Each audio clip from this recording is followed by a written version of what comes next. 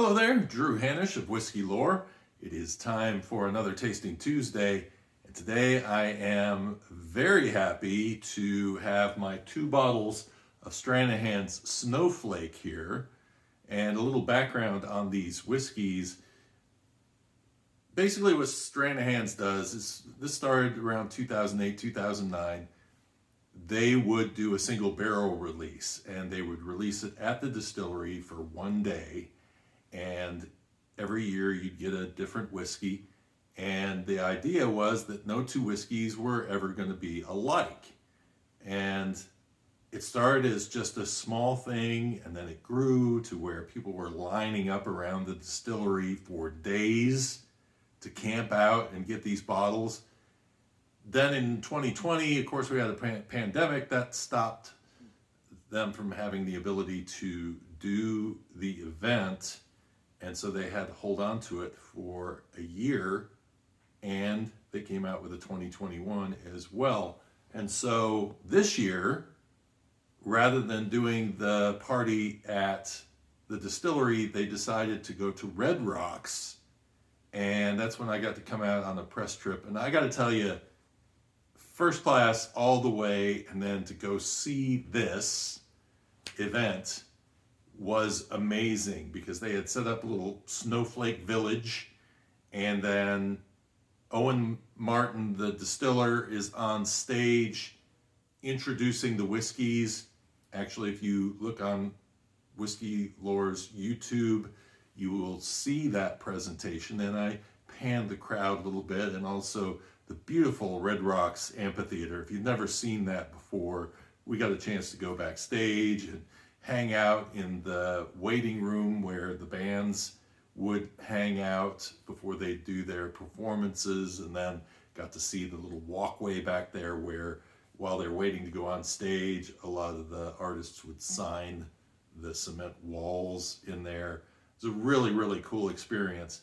And then we went out and saw this huge crowd that are all there to buy whiskey. And I was thinking to myself, how did they get all of these people lined around this downtown distillery when they were doing it at the distillery? It's insane. The cool thing about Stranahan's Snowflake is that this is a yearly release, and no 2 releases are supposed to be the same. And if they have leftover, from what I understand, if something happened and they didn't sell it on those days, then they would never sell them again. And that's really the idea, is to make this a one-day only event. And because they had to hold off and not do 2020, and then decided to do this here in 2021, we got 2 releases this year. So I'm going to describe both releases for you, and then I'm going to do a tasting on both of these.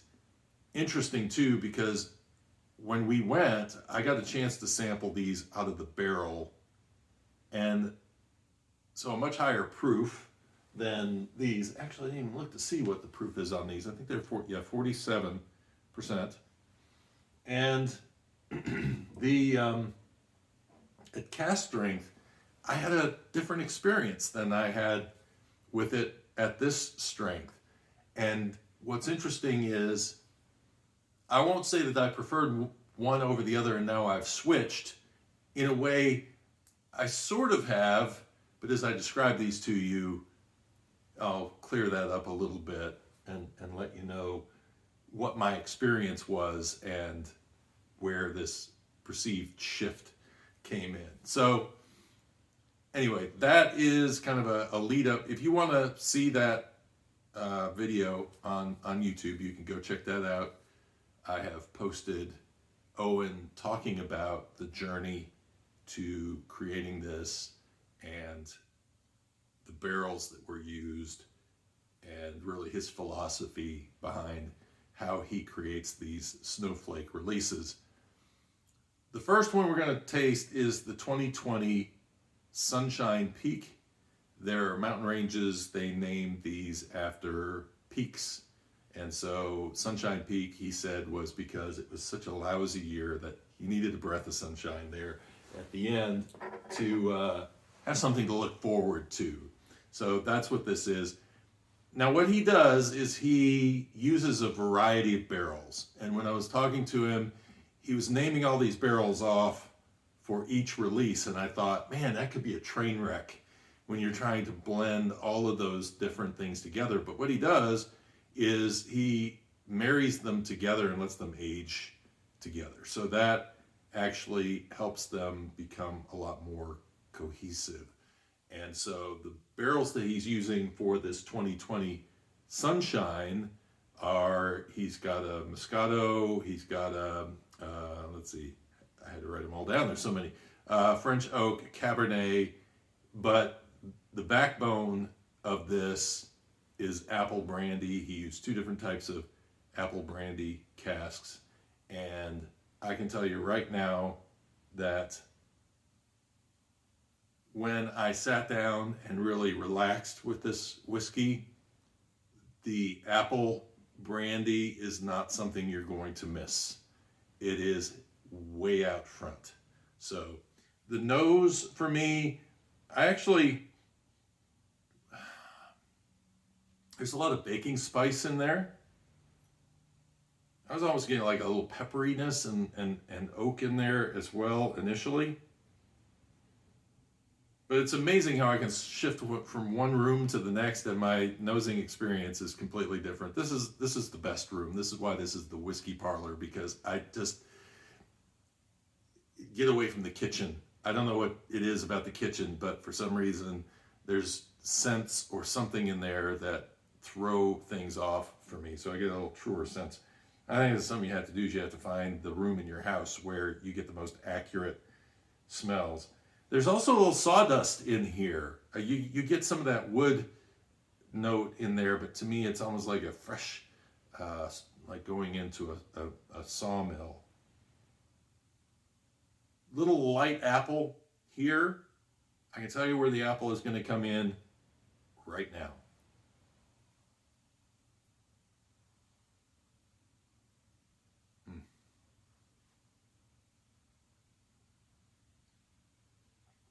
For the apple pie lover, I love apple. There's a little wine note in there, but the apple is just, it is tangible. It is right there. When you don't have to hunt for it. In a way, I almost feel like I'm drinking apple brandy. There's a nice little pepperiness that comes in on the finish. It's just juicy. As it rolls through, it progresses. You might think, because he sort of says this is like a dessert whiskey, you would almost think that because it's very heavy in those apple notes, that it's not complex, but it actually really evolves, and it goes from this bright apple into like these tobacco notes that come in, and it's sort of like an apple skin, and then back to that juicy apple on the finish, and a little cinnamon stick in there. This is the whiskey that when we first did the tastings and I drank it from the barrel, I was like, yeah, that's okay.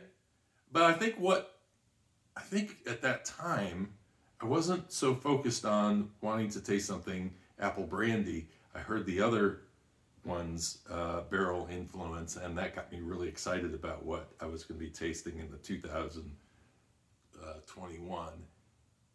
And so I think I cheated myself a little bit there, because my mind was in a different place and I didn't get to really appreciate this one for what it is. And now, man, I'm going to cherish this bottle, because that is really nice. Like I say, for the apple lover in me, that is an amazing, amazing whiskey. All right, so the next one we're going to try is the 2021. So this one, if you think these two bottles look alike and that the contents are similar, they are not. These are two different worlds. We're going from dessert over to rye, herbally. I don't want to say it's darker, but it just has a different, more spicy kind of a personality to it.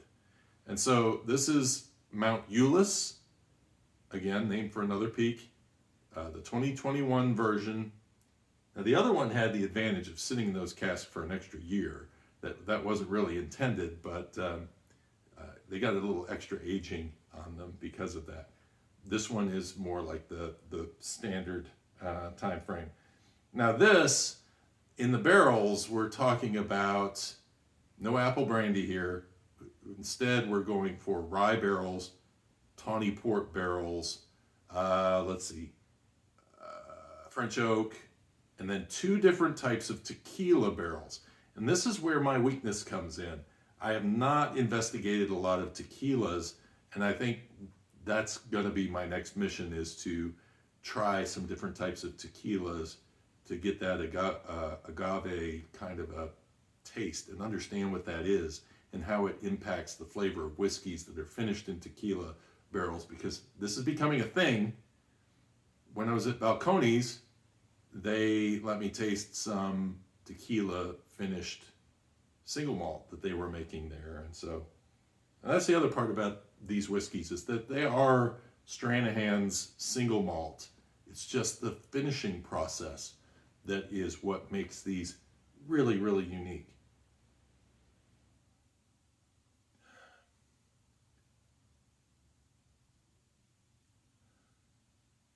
So this one,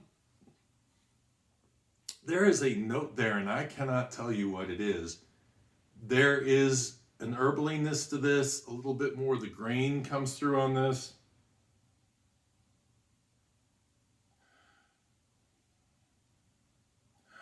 Again, it comes down to memories of my childhood when my mother would go to these craft fairs and she was doing these dried flower things, and I'm getting that kind of a smell, and I gotta put a name on that because I get it occasionally in whiskeys, and to me it kind of sends me back to my youth. Cheers.